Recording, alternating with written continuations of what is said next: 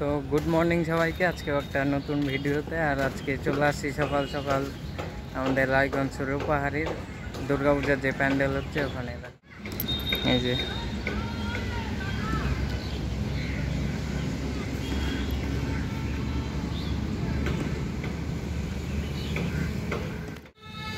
পুরা দমে কাজ হচ্ছে কিন্তু, আর 4-5 দিন ধরে কিন্তু রায়গঞ্জে বৃষ্টি হচ্ছিল। বৃষ্টি আজকে কিন্তু নাই, মানে কমছে।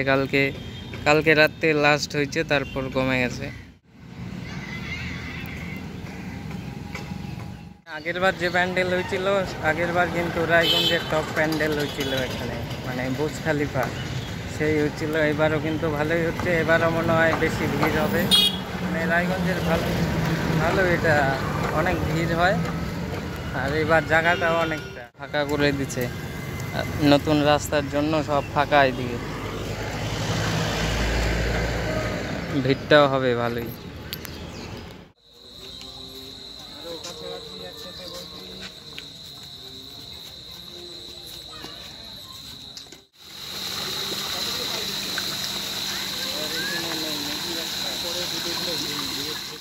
আমার পিছনে ঝর্ণা, তারপর আমি চলে আসছি গোয়ালপাড়া।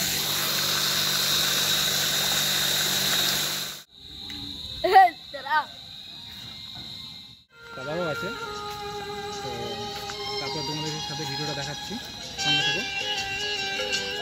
এই যে ভূত ক্যামেরাম্যান, ভূতও কিন্তু আজকের কাজে চলে আসছে। তো কেমন কাজ হচ্ছে বল? এই হচ্ছে কাজ, এই গোয়ালপাড়া পার্কে দেখলাম। কোন পার্ক এটা? গোয়ালপাড়া।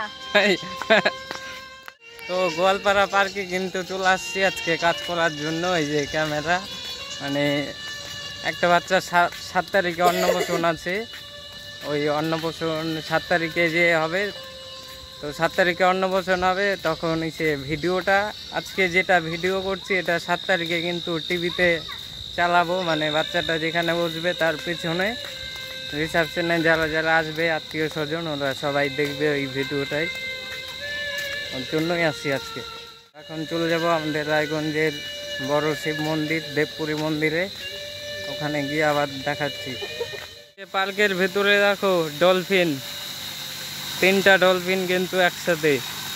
সারাক্ষণ জলে ভিজে ওদের সর্দি লাগে না? হ্যাঁ বলো। ওইদিকে আমরা তো 1-2 ঘন্টা জলে থাকলেই সর্দি লাগবে, ওরা সারাক্ষণ যে জলে ভিজে ওদের সর্দি লাগে না নাকি? আর এই যে গেটটা আগে কিন্তু এতটা সুন্দর ছিল না, এখন সুন্দর করছে। আমার পিছনে ডলফিনটা, আর এত দূর 10 ফুটের মতো দূরে দাঁড়ায় আছি, এখনো কিন্তু জল পড়ছে পুরা দমে, সেই জল। এই যে এটা সুন্দর লাগছে দেখো। তো আমরা কিন্তু এখন চলে আসলাম দেবপুরী মন্দিরে। দেবপুরী মন্দিরে এখন আরতি হচ্ছে, মানে সন্ধ্যাবেলার পূজাটা হচ্ছে। প্রতিদিন সন্ধ্যাবেলা পূজা হয় এখানে।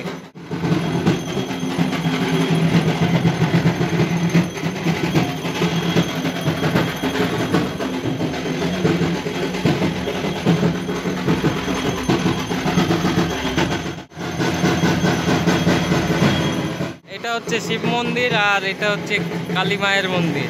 এই যে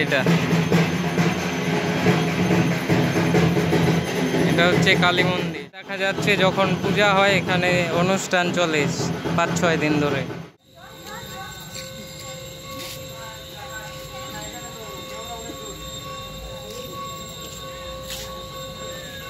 মন্দির থেকে এখন বেরোচ্ছি, আমাদের কিন্তু ভিডিও করা কমপ্লিট হয়ে গেল। এখন বাড়ির দিকে যাই।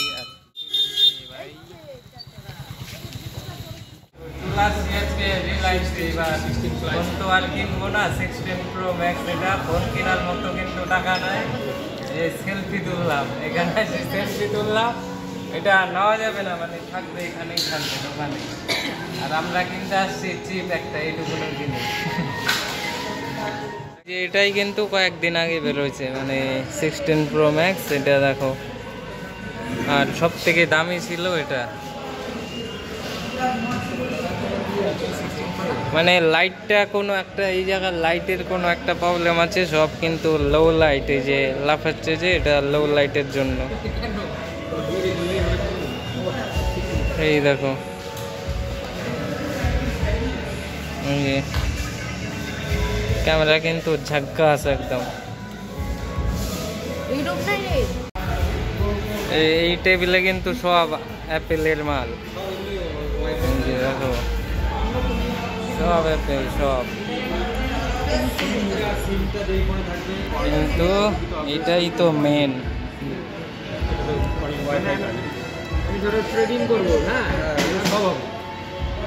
এটাই হচ্ছে গিয়ে মেন মাল, সব থেকে দামি।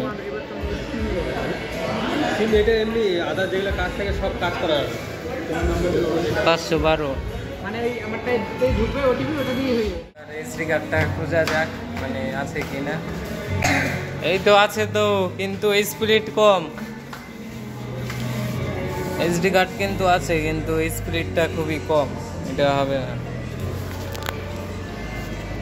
এই যে তো এই যে ডিজিটাল, এখন কিন্তু বাড়ির দিকে যাচ্ছি কারণ চিপটা পাওয়া যায়নি। এই যে ক্যামেরাটা, যেটা ক্যামেরা কিনতে গেছিলাম আজকে,